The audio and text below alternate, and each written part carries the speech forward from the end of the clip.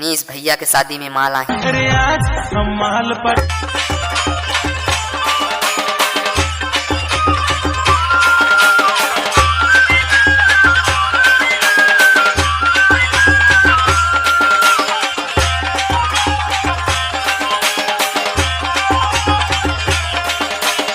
Change music.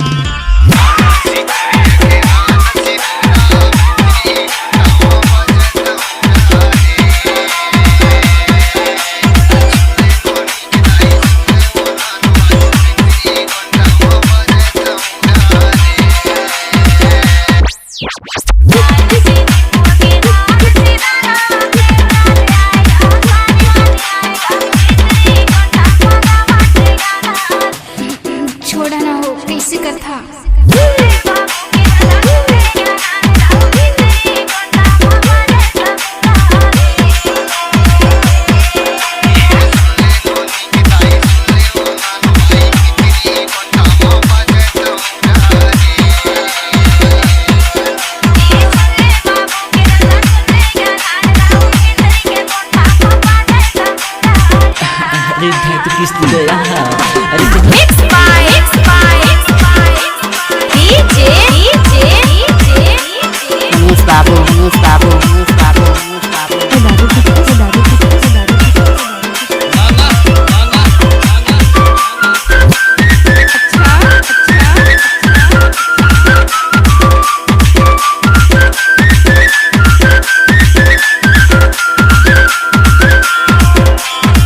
अरे ध्यान से छुए कर दे ऐसे तो यह तो दाई है जिसे तुम जान देना।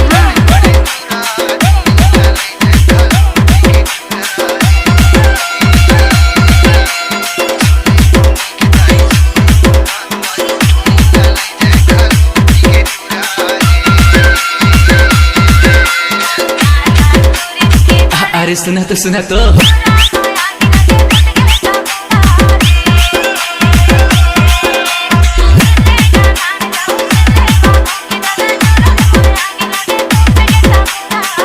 अरे तुम लोग बहुत मिस करते हो यार।